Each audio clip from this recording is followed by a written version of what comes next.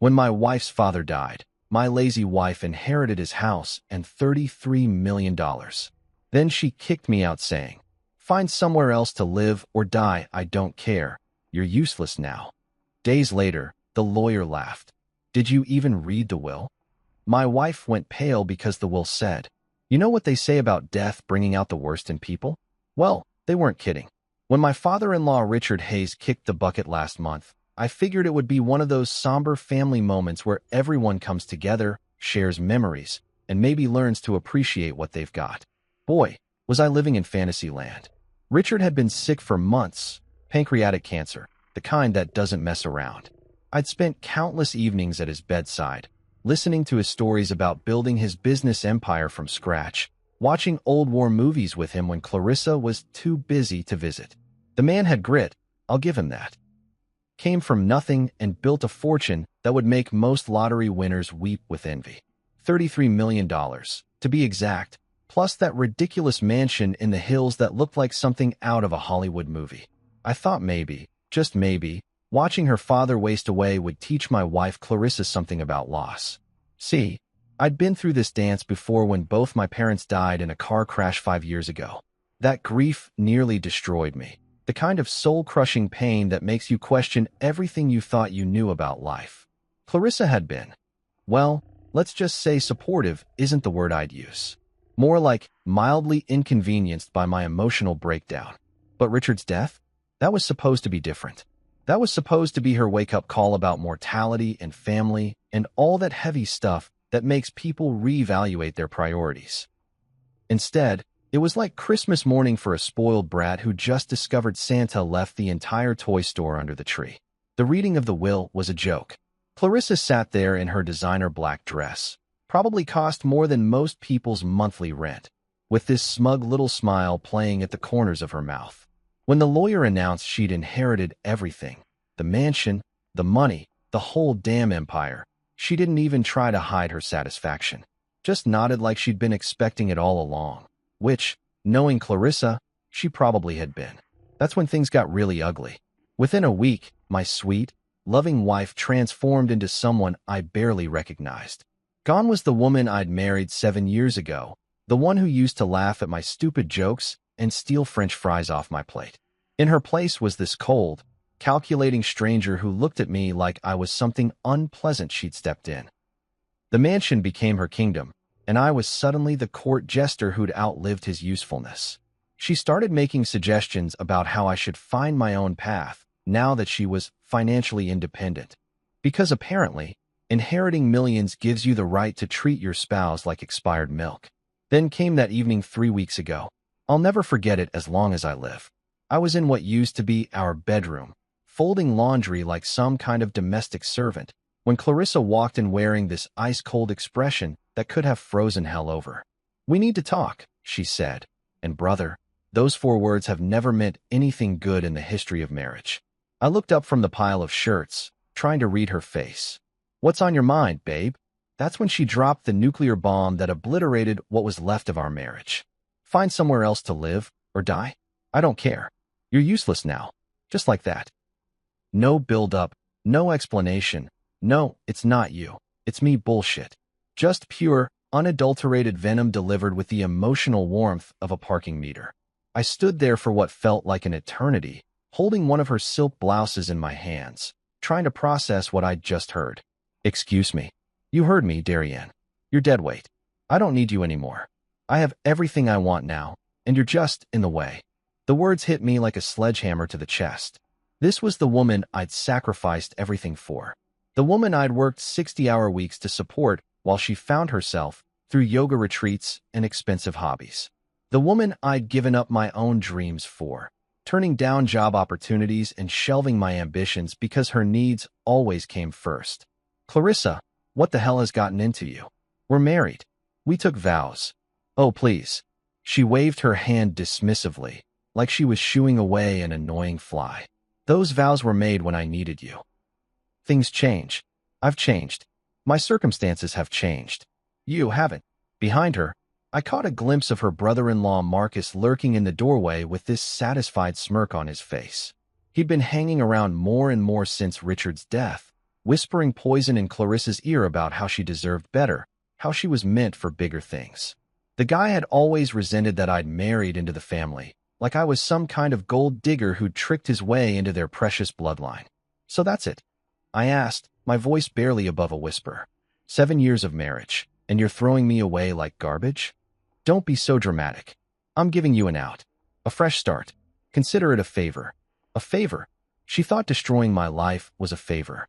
That night, while Clarissa was out celebrating her new independence with Marcus and their country club friends, I packed my entire life into 2 beat-up suitcases and a cardboard box full of photos and mementos. 7 years of shared memories, reduced to 3 containers that barely filled the trunk of my old Honda Civic. I took one last look around the mansion that had never really felt like home anyway. The marble floors, the crystal chandeliers, the pristine white furniture that screamed, "Don't touch anything." It was all hers now. The woman who'd once promised to love me in sickness and in health, for richer or poorer, had just proven those words meant absolutely nothing when push came to shove. As I loaded my pathetic belongings into the car, I couldn't help but think about all the compromises I'd made, all the pieces of myself I'd given up to make her happy. The promotion I'd turned down because it would have meant relocating. The friends I'd lost touch with because Clarissa didn't approve of them. The hobbies I'd abandoned because they weren't sophisticated enough for her social circle. And for what? To be discarded the moment I was no longer useful? The worst part wasn't even the betrayal. It was the casual cruelty of it all. She didn't even have the decency to pretend it was difficult for her. No tears, no apologies, no acknowledgement of what we'd shared. Just cold, calculated dismissal, like I was an employee being laid off from a job I'd never applied for. As I drove away from that mansion for what I thought would be the last time, I caught a glimpse of Clarissa in the rearview mirror, standing in the doorway with her arms crossed, watching me leave like she was making sure the garbage truck had properly collected the trash. That image burned itself into my memory. My wife of 7 years, the woman I'd loved more than life itself, making absolutely certain that the man she'd deemed useless was finally out of her perfect new life. I had no idea that in just a few short weeks, that same image would come back to haunt her in ways she never could have imagined. Let me tell you about rock bottom. It smells like industrial-strength disinfectant mixed with the broken dreams of every poor bastard who's ever checked into the Sunset Motor Lodge. And brother, I was now the latest addition to that illustrious club of life's spectacular failures. The place looked exactly like what you'd expect from a joint that charged $39 a night and had a flickering neon sign that only managed to spell out Sue ETMOL on a good day. The parking lot was a graveyard of beat-up cars and questionable life choices, and mine fit right in with the rest of the automotive disasters. The desk clerk, a guy who looked like he'd seen more action than a war correspondent and cared about as much, barely looked up when I stumbled through the door with my 2 suitcases and box of memories. He just slid a key across the counter and grunted something that might have been room 12 or move your car. Honestly, the guy's communication skills weren't exactly Harvard level. Room 12 turned out to be a masterpiece of budget hospitality. The carpet was this charming shade of "what the hell happened here?" and the wallpaper was peeling like a bad sunburn. The bed looked like it had been through more relationships than a Hollywood starlet, and the bathroom, well, let's just say I've seen crime scenes that were more inviting. But here's the kicker. This dump was paradise compared to the emotional wasteland I was living in. I collapsed onto that saga mattress that probably predated the Clinton administration and just lay there, staring at the water stain on the ceiling that looked suspiciously like either Jesus or maybe a really sad duck. The silence was deafening, broken only by the occasional sounds of domestic bliss from the adjoining rooms. You know, the kind of bliss that involves a lot of shouting and what sounded like someone getting acquainted with the furniture. That's when Clarissa's parting gift really started to eat at me. Before I'd packed my life into storage containers, she'd tossed me a handful of cash like I was some street performer who'd just butchered a Beatles song. "Here," she'd said, not even looking at me. "This should last you a few weeks until you figure out your next move. $300. 7 years of marriage, and I was worth $300 lousy dollars to her. I'd seen people tip more than that at fancy restaurants.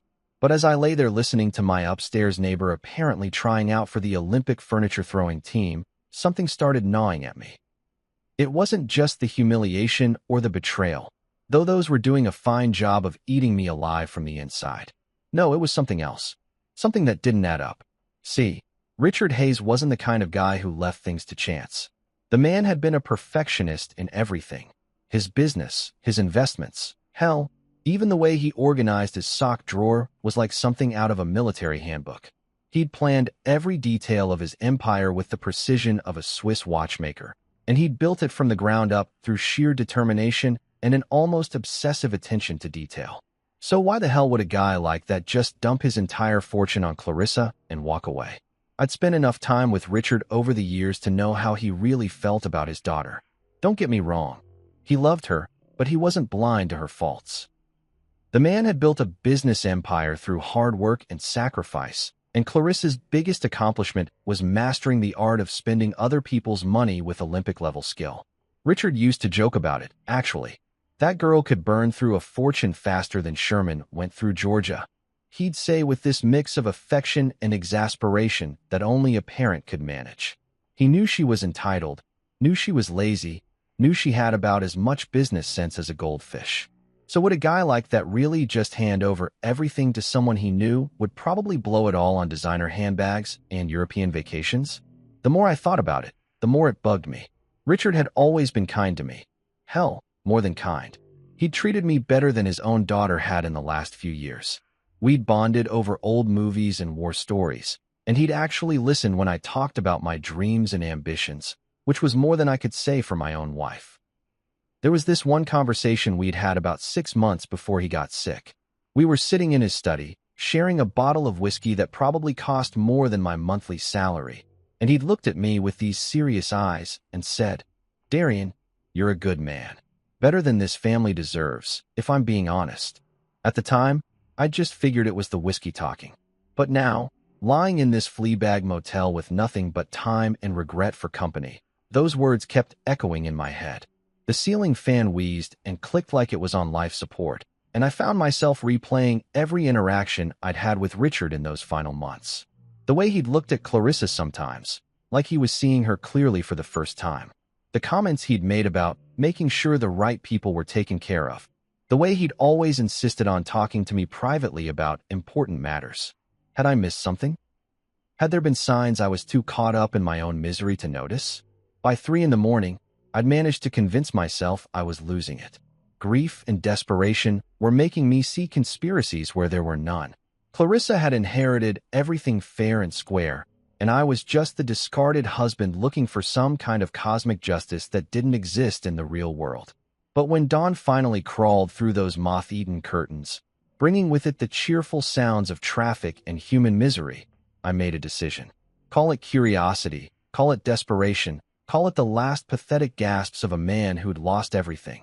I was going to find out the truth. With the few dollars I had left after paying for another night in paradise, I dug out my phone and looked up the number for Charles Whitmore, Richard's longtime attorney. The man had been handling the Hayes family legal affairs for over 20 years, and if anyone knew the real story behind Richard's will, it would be him.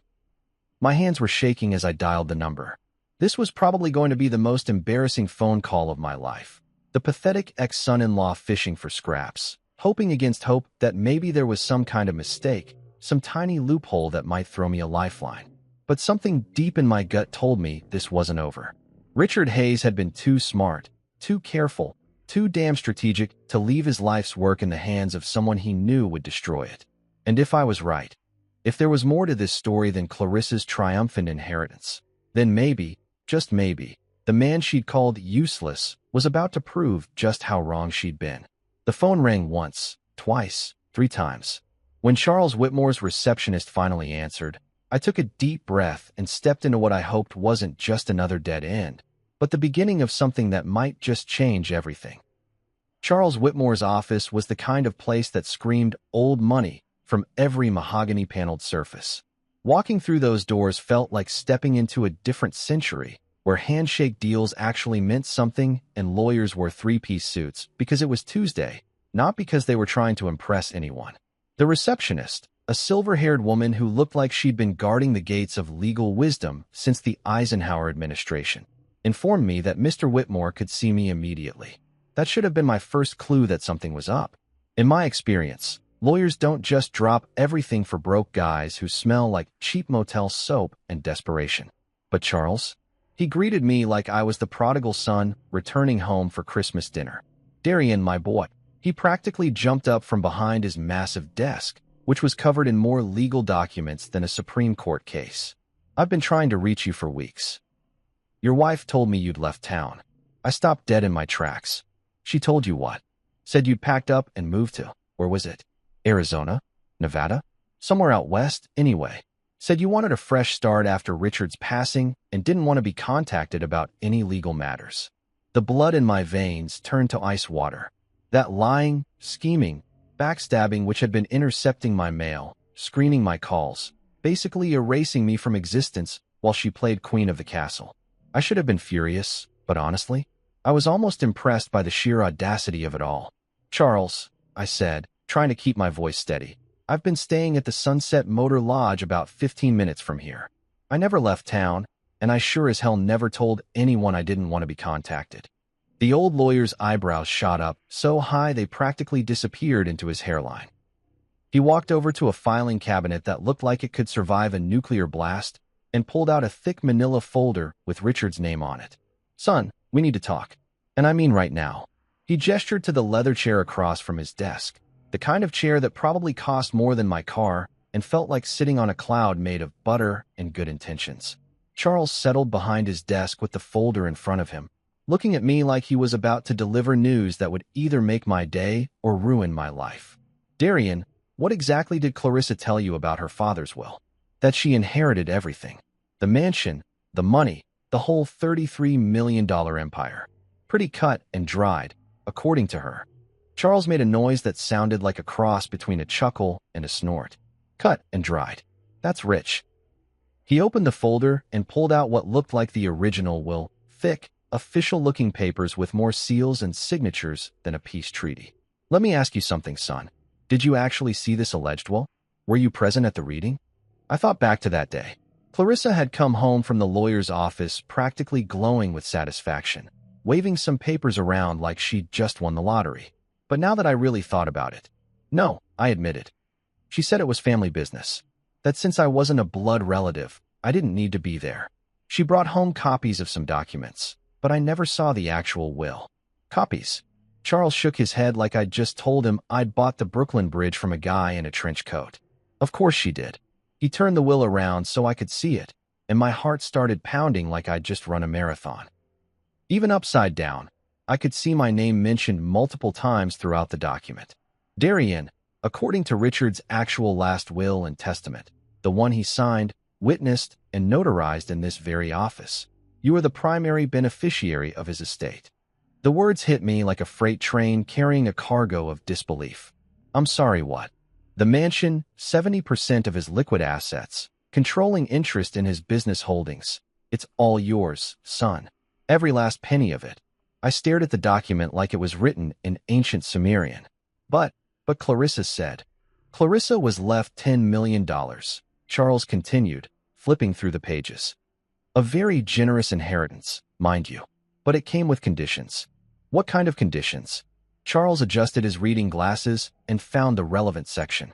The bequest to Clarissa Hayes Morrison is contingent upon her treatment of her husband, Darian Morrison, following Richard's death. Should she fail to honor the bonds of marriage and treat her husband with the respect and dignity he deserves, said bequest shall be null and void, and those assets shall revert to the primary beneficiary. My mouth went dry. You're telling me that by throwing me out like yesterday's garbage, she forfeited her entire inheritance? That's exactly what I'm telling you. Charles leaned back in his chair with something that might have been satisfaction dancing in his eyes. Richard was very specific about this clause. He'd watched his daughter's behavior over the years, seen how she treated you, and he wanted to ensure that his money didn't enable her to become an even worse person than she already was. I felt like I was having an out-of-body experience. This is insane. Why didn't she know about this? Oh, but she did. Charles pulled out another document. A receipt showing that Clarissa had been provided with a complete copy of the will 3 days after the funeral. She received the full, unredacted will. She chose to ignore the conditions, probably thinking they were just her father's way of being dramatic from beyond the grave. So she gambled with $10 million and lost. Spectacularly. Charles couldn't hide his grin anymore. Richard always said his daughter was too arrogant for her own good. Turns out he was right. I sat there in stunned silence, trying to process what I was hearing. The woman who had called me useless, who had thrown me out like I was nothing more than unwanted furniture, had just handed me a fortune through her own cruelty and stupidity. "There's more," Charles said, and I wasn't sure my heart could take any more revelations. "Richard left you a personal message. He recorded it about a week before he died." He pulled out an old-fashioned tape recorder, the kind they probably used during the Nixon administration, and pressed play.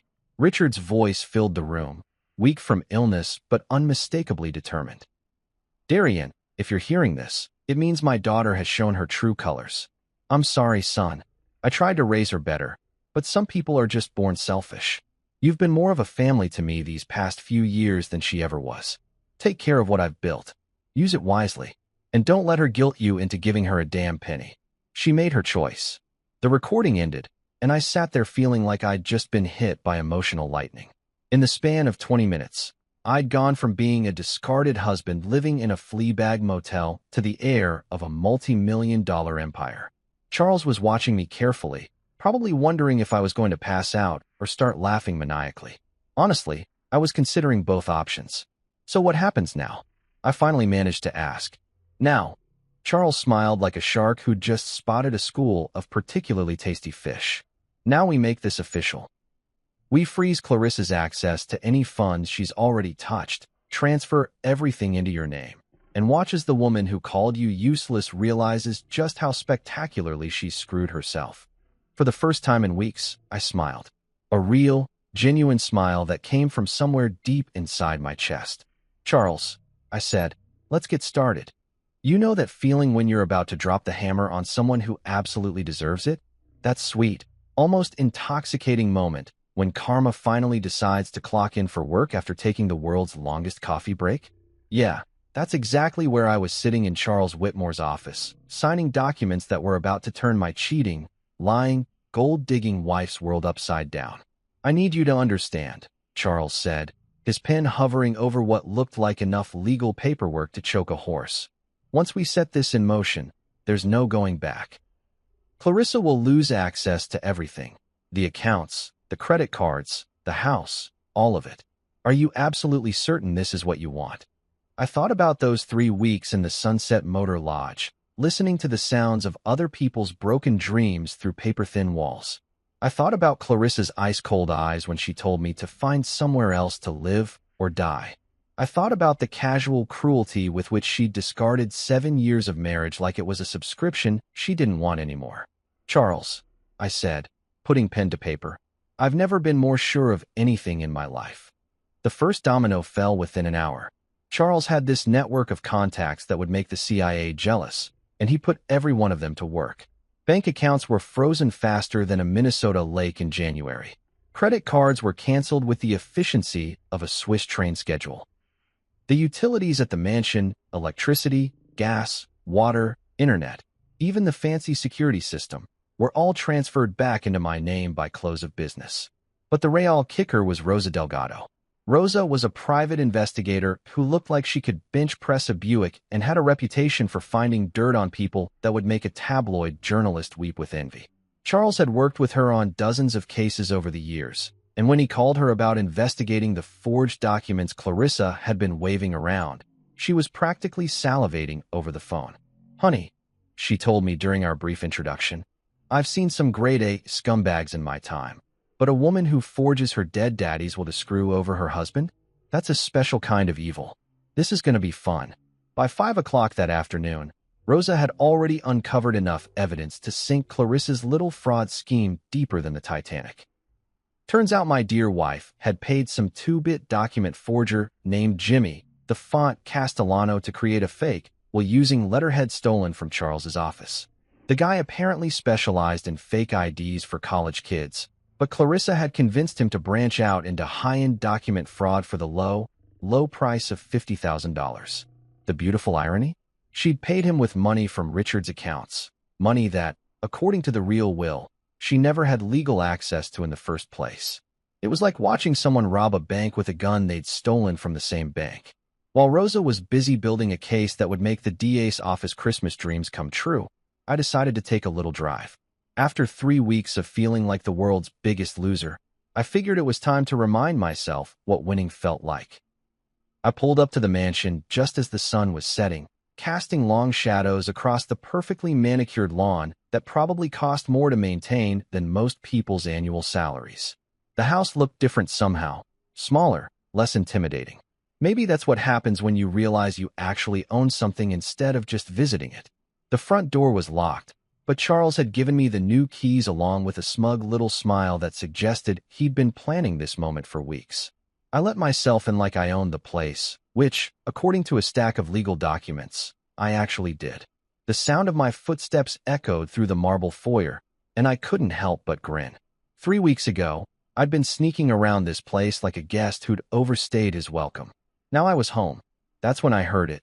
The unmistakable sound of Clarissa having a complete and total meltdown in the kitchen. What do you mean the card was declined? That's impossible. I have millions in that account. I followed the sound of her voice, finding her standing next to the granite kitchen island with her phone pressed to her ear and her face red with the kind of fury that usually precedes someone getting slapped with a restraining order. Yes, I'll hold. She snapped at whatever poor customer service representative had drawn the short straw. She was wearing one of her designer outfits, the kind that cost more than most people's cars, but her usual perfect composure was cracking like cheap paint. That's when she noticed me standing in the doorway, and her face went through more color changes than a mood ring in a lightning storm. Darien. Her voice was small, confused, like she was seeing a ghost. What are you doing here? I live here, I said, pulling out the keys and jingling them just to watch her face contort with confusion. Remember? This is my house. Your house? What the hell are you talking about? I inherited. You inherited jack shit, Clarissa. I walked over to the kitchen counter and leaned against it like I owned the place, which I did. Turns out your daddy left you a nice little allowance, but it came with strings attached. Strings you cut the moment you decided I was useless. Her phone was still connected to customer service, and I could hear a tinny voice asking if she was still there. She hung up with the kind of violence usually reserved for fly swatters and tennis rackets. That's impossible. I read the will. Everything was left to me. You read a forgery, sweetheart. A really expensive, really illegal forgery that's about to land you in more trouble than a turkey at Thanksgiving dinner. The color drained from her face like someone had pulled a plug. You're lying. Am I? Check your credit cards again. Try to access your bank accounts. Hell, try to turn on the lights when it gets dark. See what happens when the electric company doesn't get paid. As if on cue, her phone started ringing. The caller ID showed her personal banker's name, and she answered it with the kind of desperation you usually see in disaster movies. Richard, thank God you called. There's been some terrible mistake with my accounts. What? Frozen? What do you mean frozen? I watched her face cycle through the 5 stages of grief and fast forward. Denial, anger, bargaining, depression, and finally, a kind of stunned acceptance that suggested her brain was finally catching up to reality. But I'm Richard Hayes's daughter. I inherited. What do you mean I need to speak to my lawyer? She hung up and stared at me like I'd just grown a second head. For the first time since I'd known her, Clarissa was completely, utterly speechless. Here's the thing, babe, I said, savoring every word like fine wine. Your father knew exactly what kind of person you were. He left you $10 million, more money than most people see in 10 lifetimes, but only if you could manage to treat your husband like a human being for 5 minutes. You couldn't even do that. Her phone rang again, then again, and again. Every bank, every credit card company, every financial institution she'd been bleeding dry was suddenly very interested in having a conversation about her account status. I headed toward the door, then stopped and turned back to her.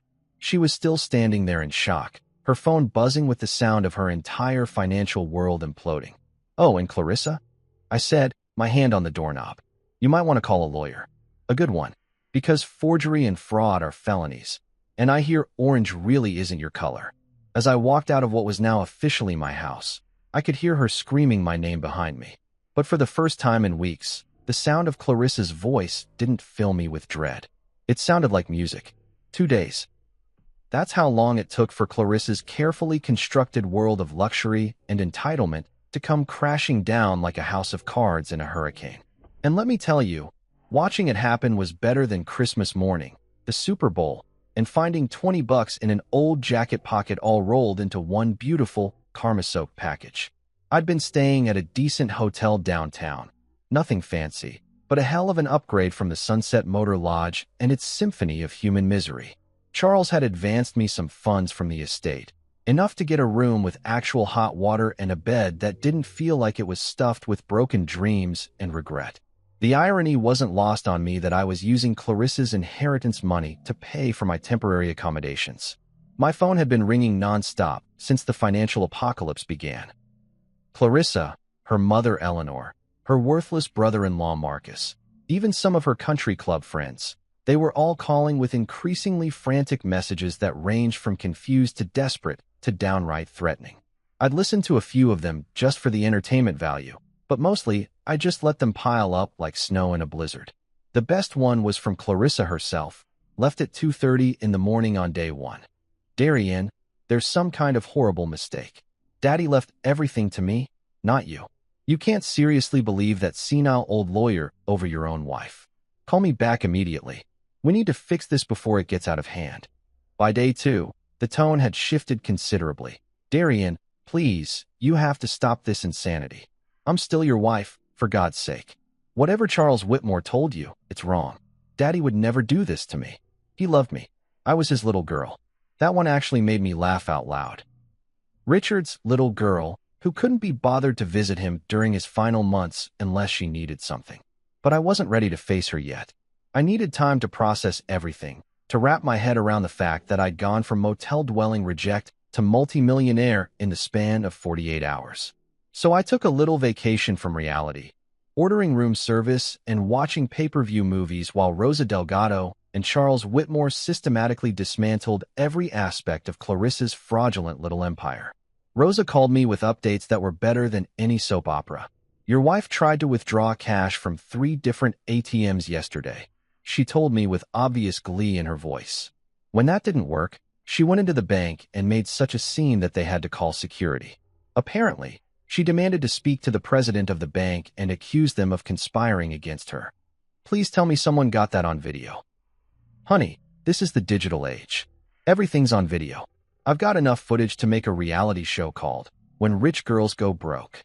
Charles had been busy too, filing all the necessary paperwork to make the inheritance transfer official and working with the district attorney's office to build a fraud case against Clarissa that would make Al Capone's tax evasion charges look like a parking ticket.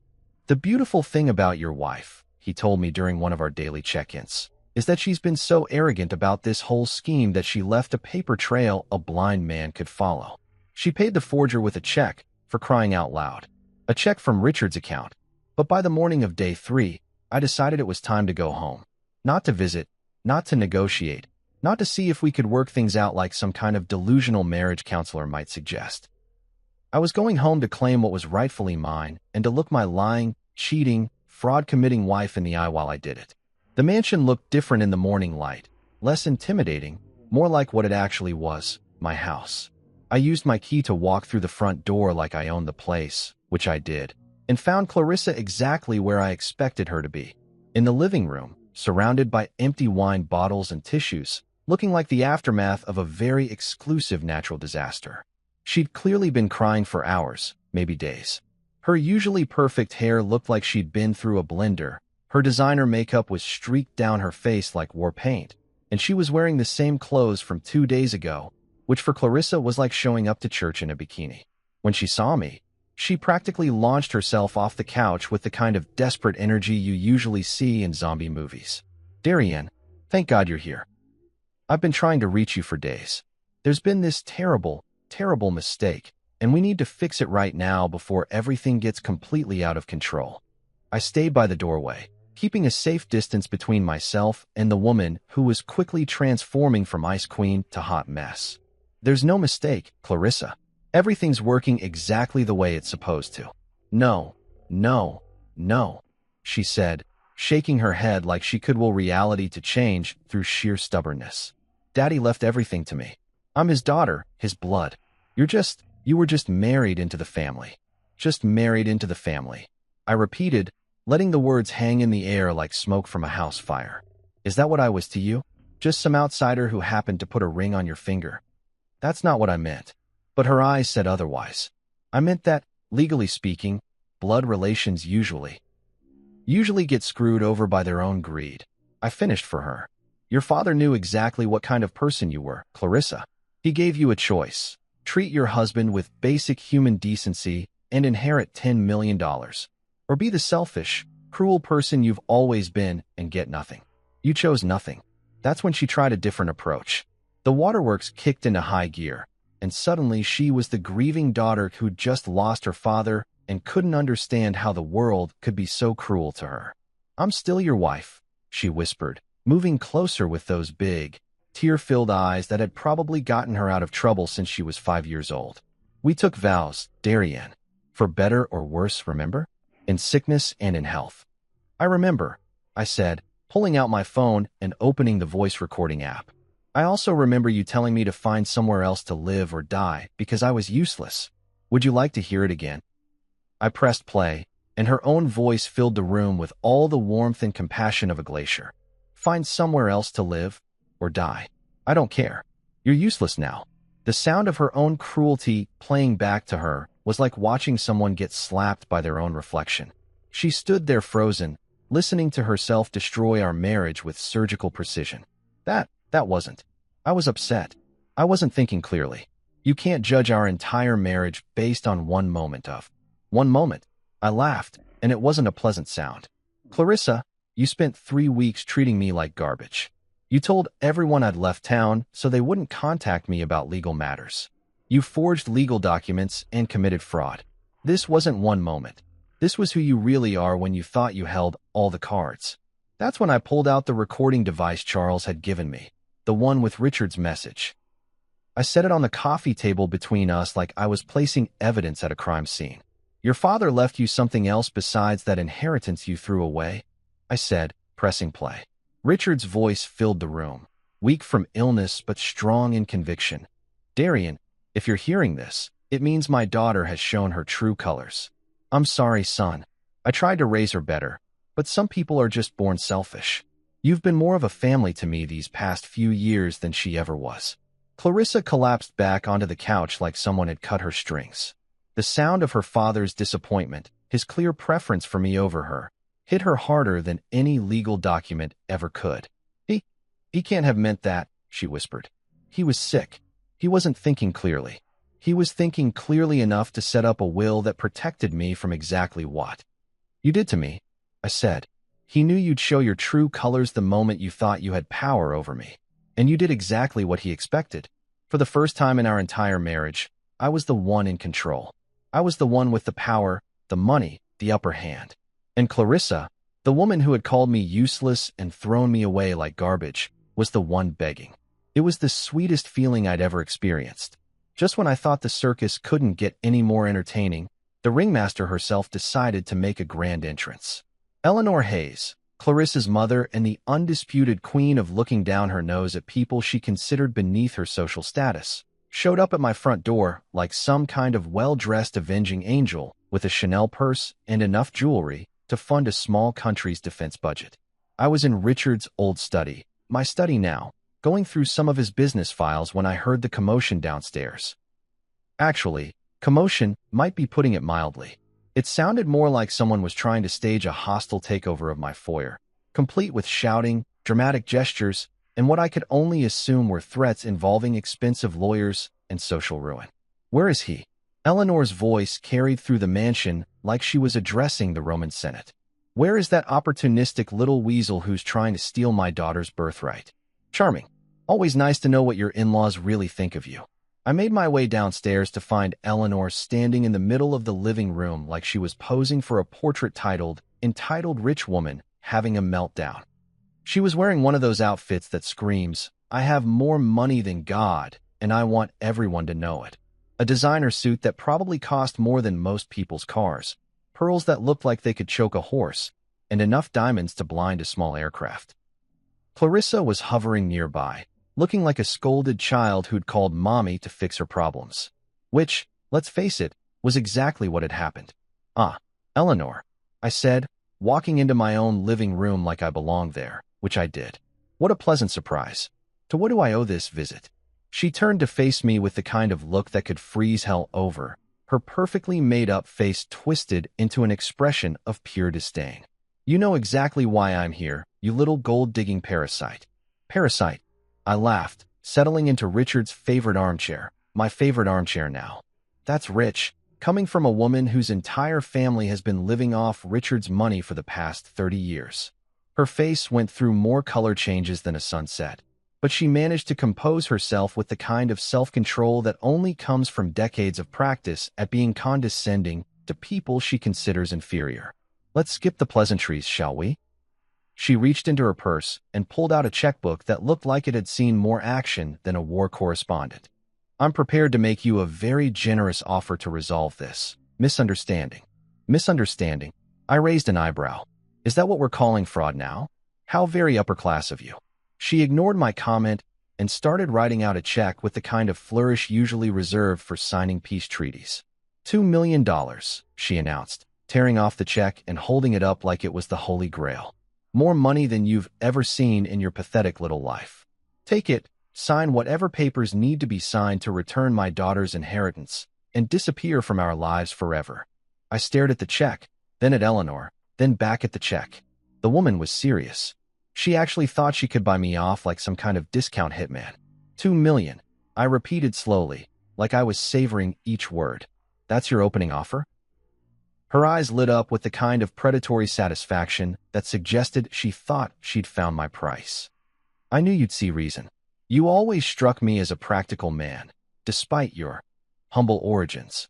"Oh, I am practical," I said, standing up and walking over to her. "Practically insulted that you think I'm stupid enough to trade a $33 million inheritance for pocket change."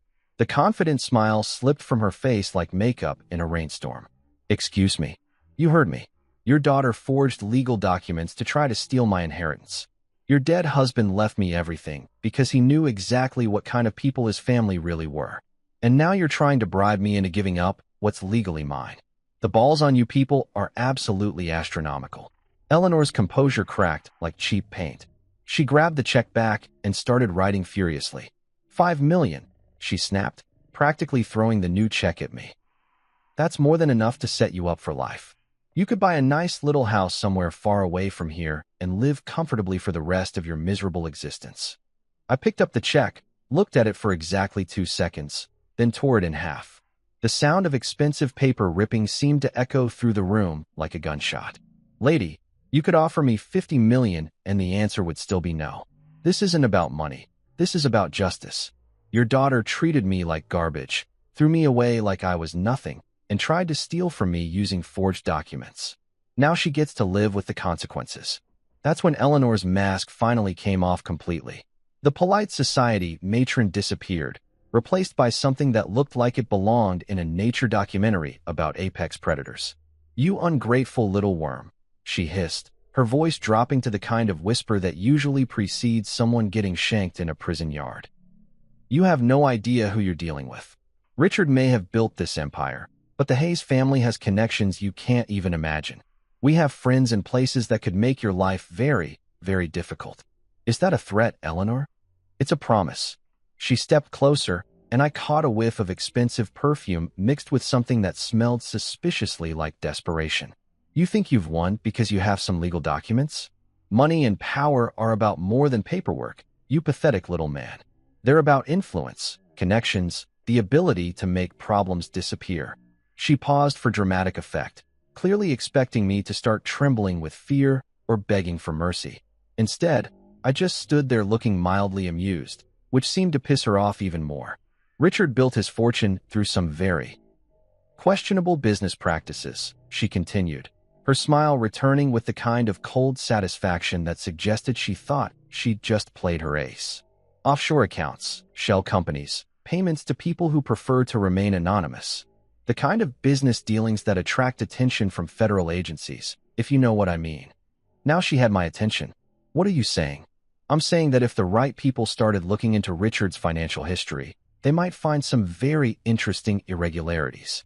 The kind of irregularities that could tie up an estate in legal proceedings for years, maybe decades.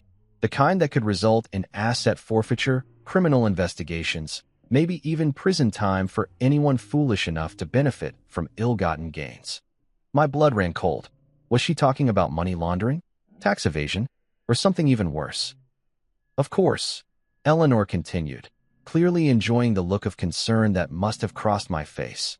These are just rumors. Whispers. The kind of thing that would never see the light of day if reasonable people could reach a reasonable agreement. She pulled out her checkbook again, this time writing with slow, deliberate strokes.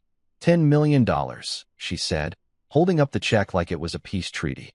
Take the money, sign the papers, walk away clean. Because if you don't, I promise you'll spend the rest of your life wishing you had. I stared at the check, then at Eleanor's smug face, then at Clarissa, who was watching this whole exchange like it was a tennis match where her entire future depended on the outcome. For the first time since this whole mess started, I felt a flicker of doubt. What if Eleanor was telling the truth? What if Richard's empire really was built on something illegal? What if I was about to inherit a fortune that would destroy my life instead of saving it? But as I stood there in that room, surrounded by the wealth and luxury that Richard had built through decades of hard work, I realized something important. Eleanor Hayes was desperate. Desperate people say desperate things, make desperate threats, and desperate promises. And if there's one thing I'd learned from my years of being married into this family, it's that desperate rich people are often the most dangerous kind. Eleanor, I said finally, my voice steady despite the tornado of doubts swirling in my chest. I think it's time for you to leave my house. Her face went white with rage. Your house? This will never be your house, you pathetic. Get out, I said, walking to the front door and holding it open. Now, as she stormed past me, her pearls clicking together like angry castanets, she stopped and turned back one last time. This isn't over, she whispered.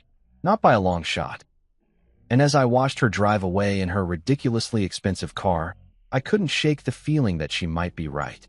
Eleanor's threats echoed in my head like a bad song you can't shake, the kind that plays on repeat until you want to take a sledgehammer to your radio.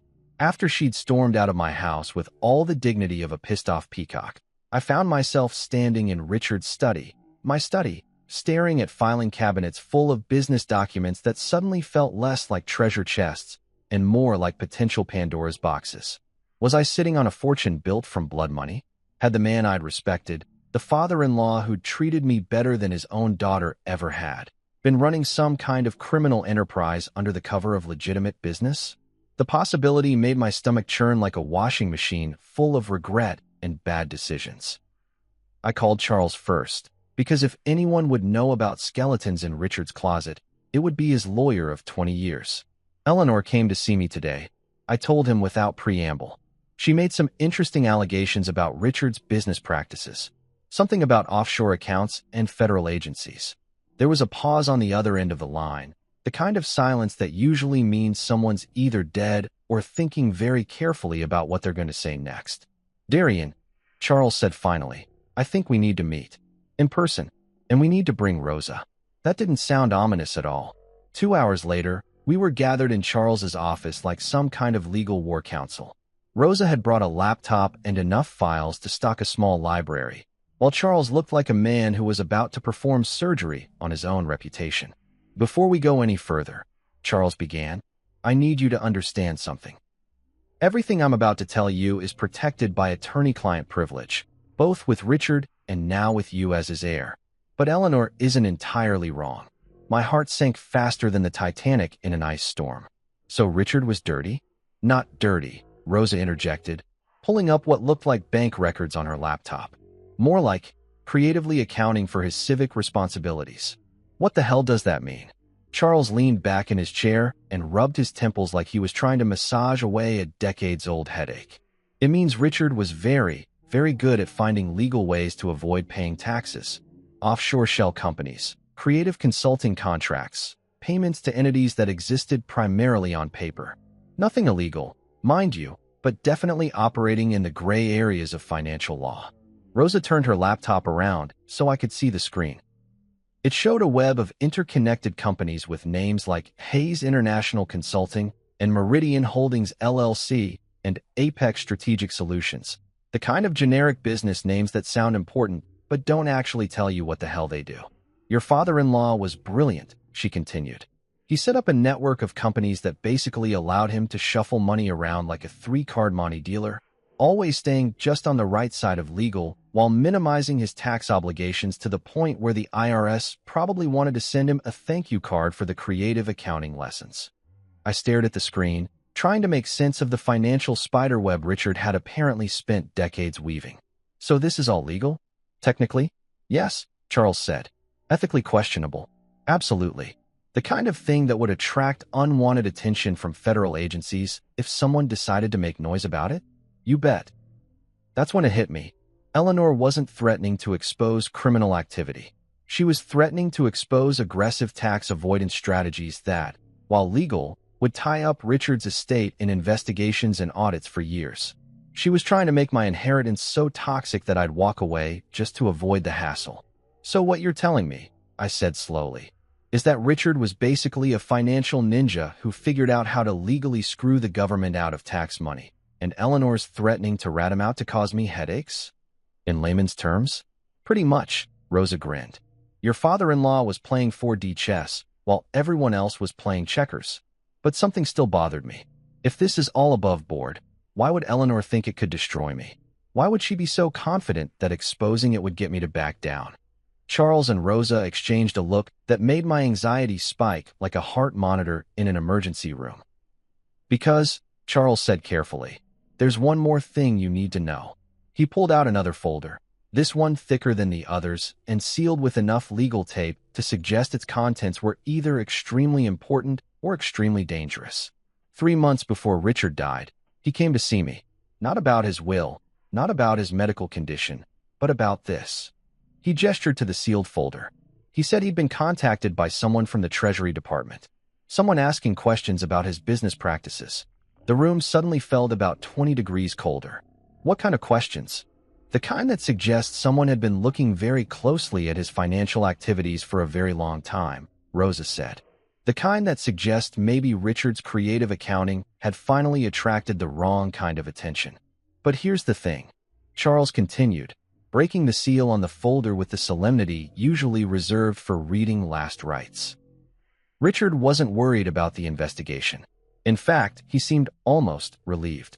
He pulled out a stack of documents that looked official enough to make my palms sweat. Treasury Department letterhead, FBI insignias, the kind of government paperwork that either means you're about to get a medal or about to get arrested.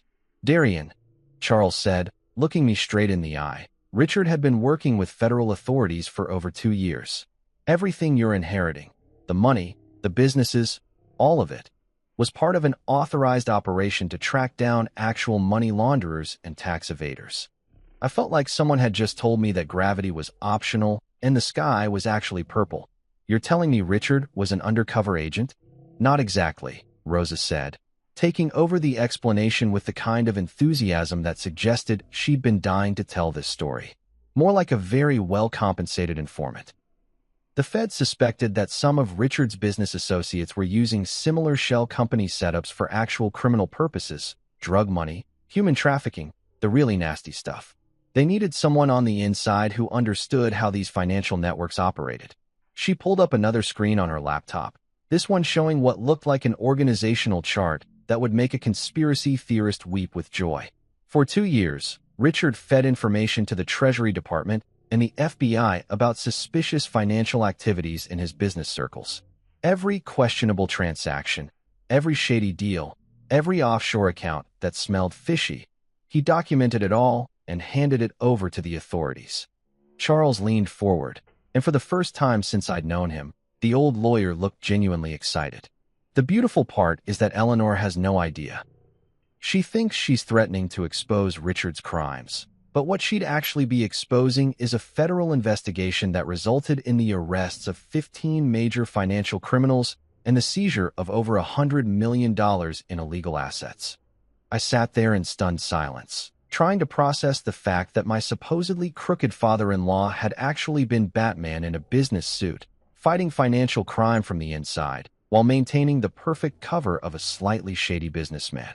So when Eleanor threatens to expose Richard's dark secrets, I said slowly, she's actually threatening to expose herself as the daughter of a federal informant who helped take down a criminal network? Exactly, Rosa grinned. The woman is basically threatening to shoot herself in the foot with a cannon. But even as relief washed over me like a cool breeze on a hot day, another thought occurred to me. If Richard was working with the feds and Eleanor doesn't know about it, then she's about to walk into a trap of her own making. Charles finished. And we're going to let her. For the first time in days, I smiled. A real, genuine, from the bottom of my soul smile. My father-in-law hadn't just left me a fortune, he'd left me a legacy of justice. And his family was about to learn that some games are rigged from the start. You know what they say about the best-laid plans of mice and men?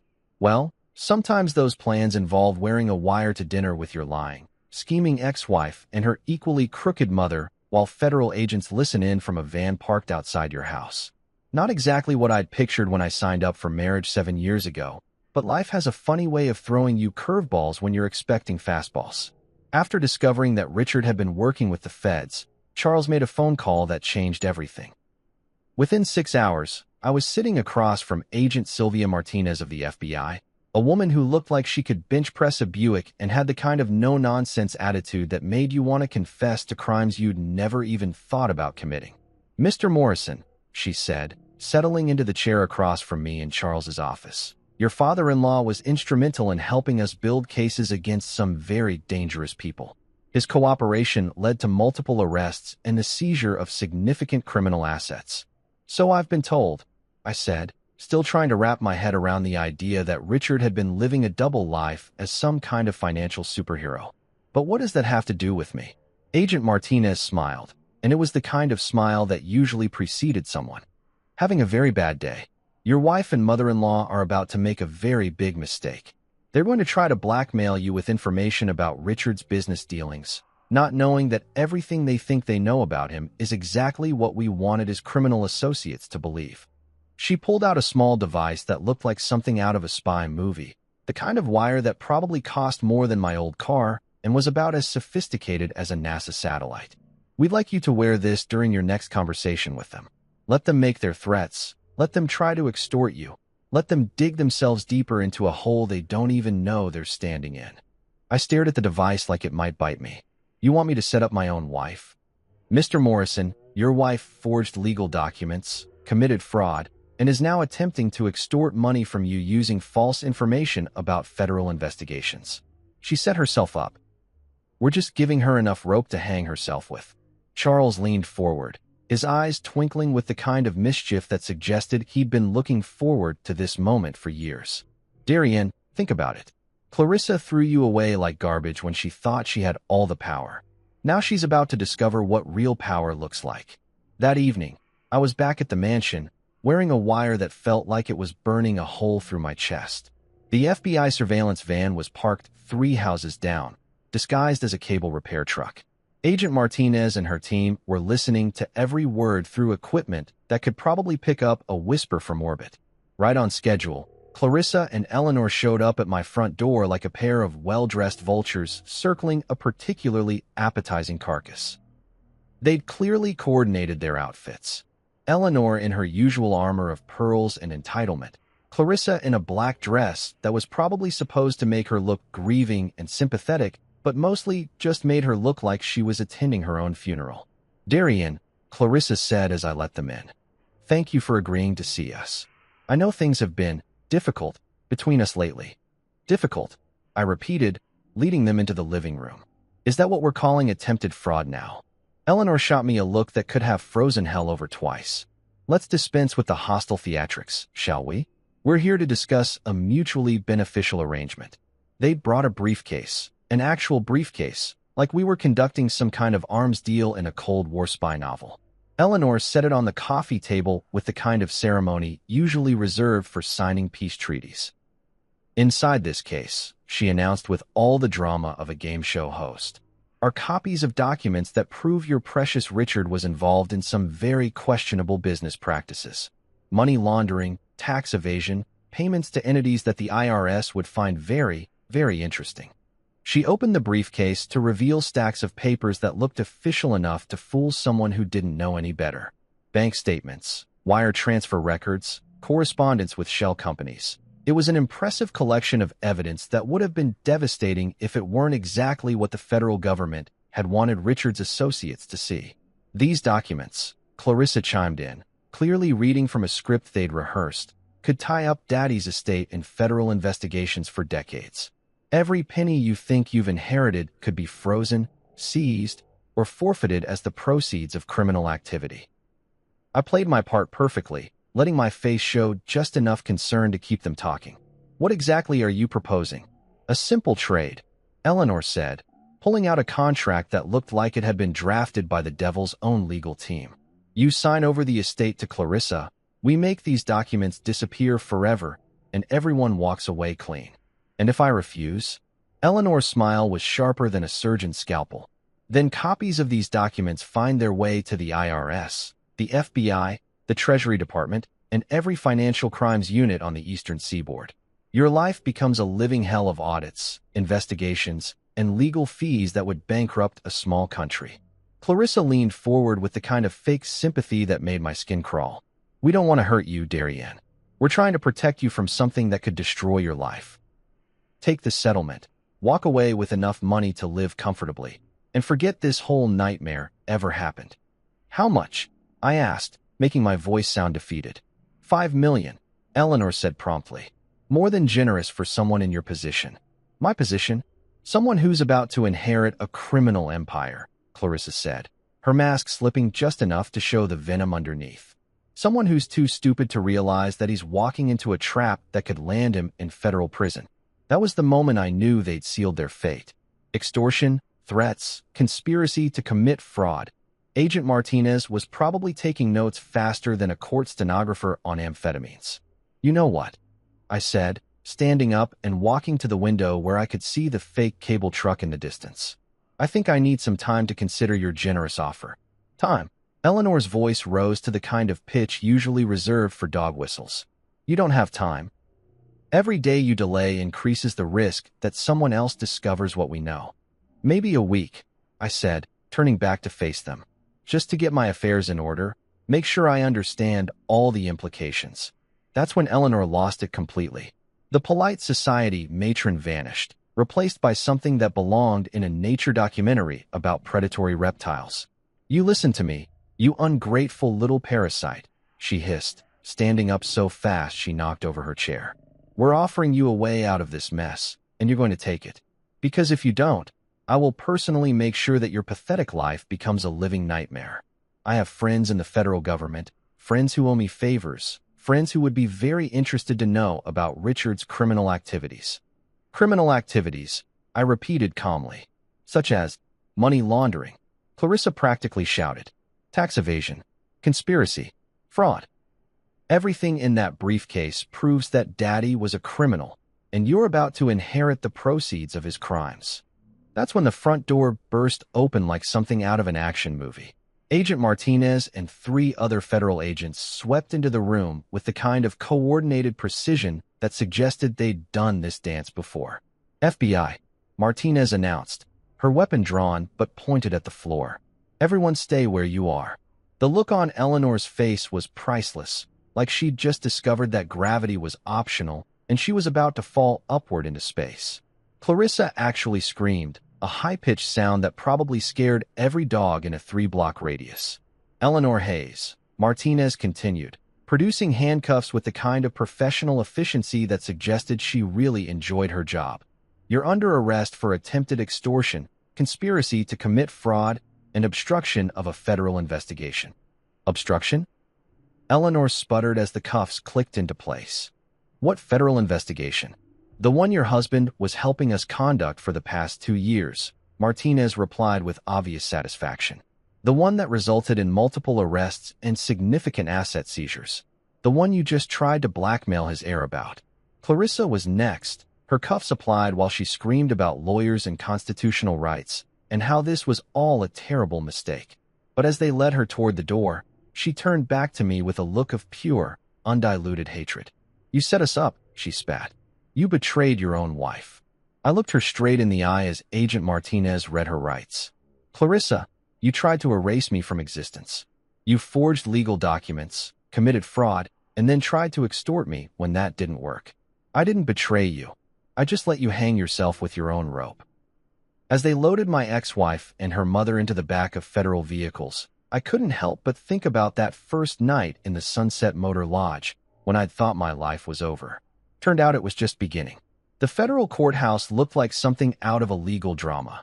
All marble columns and imposing architecture designed to make you feel simultaneously awed by the majesty of justice and terrified that you might be on the wrong side of it.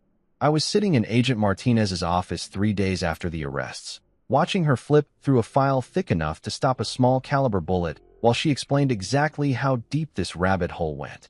Your wife and mother-in-law. She began with the kind of satisfaction usually reserved for people who've just solved a particularly difficult crossword puzzle, managed to confess to multiple federal crimes in under 10 minutes.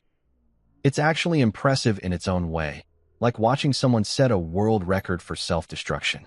The recording of that night played on her computer, and hearing Clarissa's voice admitting to forgery and extortion felt surreal, like watching a movie where the villain accidentally confesses to everything while thinking they're being clever. But here's what they didn't know, Martinez continued, pulling out another folder that looked even more official than the last one.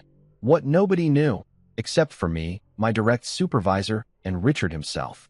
She opened the folder to reveal photographs, surveillance reports, financial records, and what looked like enough documentation to write a novel about financial crime in America.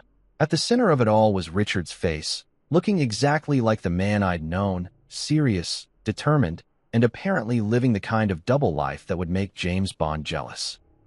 Darian, your father-in-law wasn't just helping us catch financial criminals. He was the key to dismantling one of the largest money laundering operations on the East Coast. I stared at the photographs showing Richard at various business meetings, restaurants, and what looked like some kind of exclusive club where people wore suits that cost more than most cars. He was undercover? Not exactly undercover. More like a cooperating witness with access. See, about 3 years ago, Richard came to us. Not the other way around. He'd figured out that some of his business associates were using shell companies similar to his own for genuinely criminal purposes.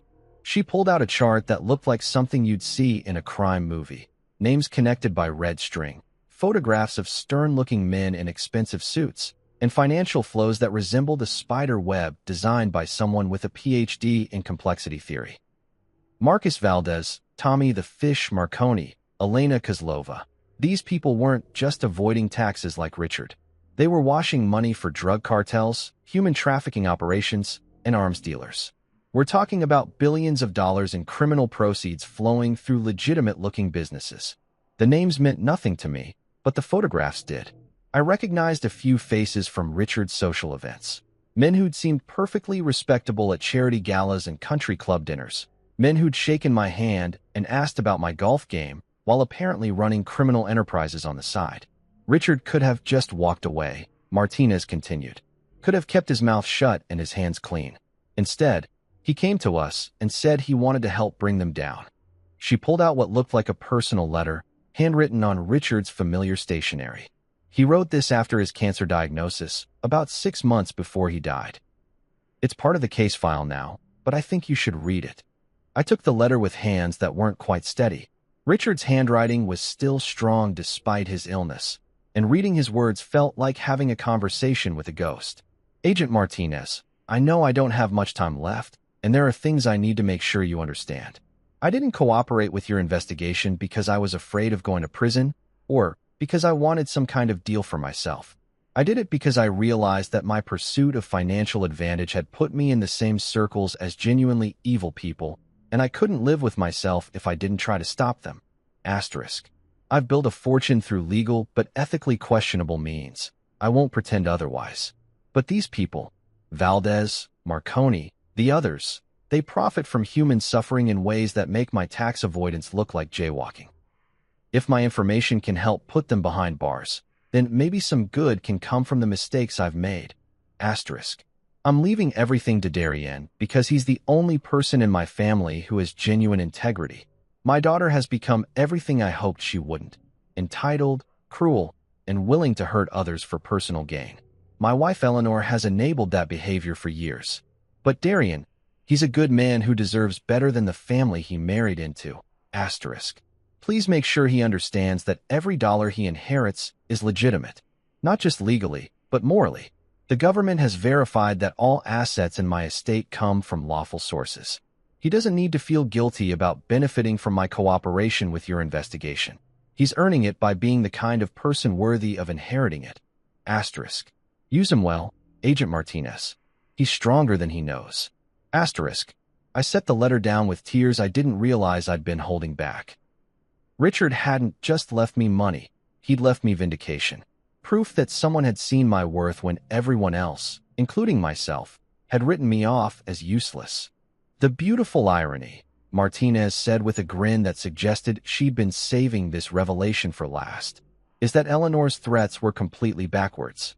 Every criminal activity she thought she could expose Richard for was actually part of an authorized federal operation. Every shell company, every questionable transaction, every offshore account, we knew about it, approved it, and used it to build our case. She pulled out a final document, this one with Department of Justice letterhead and enough official seals to stock a government supply closet. This is a letter of commendation for Richard Hayes, recognizing his contribution to Operation Clearwater, the investigation that led to 17 arrests, the seizure of $347 million in criminal assets, and the disruption of multiple international criminal enterprises. 17 arrests, including some very big fish who are now looking at decades in federal prison. Your father-in-law's information helped us map their entire operation, track their money flows, and gather evidence that will keep them behind bars for the rest of their natural lives. I thought about Clarissa and Eleanor, sitting in federal detention right now, probably still convinced they'd been the victims of some elaborate conspiracy. The irony was delicious. They tried to blackmail me with evidence of Richard's supposed crimes, not realizing they were actually threatening to expose their own ignorance about a federal investigation that had already concluded successfully. So when Eleanor said she had friends in the federal government who would be interested in Richard's activities, she was technically correct. Martinez laughed. We were very interested in his activities. Interested enough to give him a commendation and authorize payment of $2.3 million in consulting fees for his cooperation. My head snapped up. Payment. Cooperating witnesses in financial crimes cases receive compensation for their assistance, especially when that assistance leads to significant asset seizures. Richard earned every penny of that money by risking his life to help us take down some genuinely dangerous people. She pulled out bank records showing the payments, all official and documented, all completely legitimate. So when you inherited Richard's estate, you weren't just inheriting the profits from his business empire. You were inheriting payment for his service to his country. I sat back in my chair, overwhelmed by the magnitude of what Richard had accomplished. While his family saw him as a stern businessman who'd gotten lucky, he'd actually been a patriot who'd risked everything to help bring down criminals. There's one more thing, Martinez said, her tone shifting to something more serious. The people Richard helped us arrest, some of them have associates who are still out there. Associates who might not be happy about losing $347 million and seeing their friends go to prison. A chill ran down my spine. Are you saying I'm in danger? I'm saying you should be careful. Use security, vary your routines, be aware of your surroundings.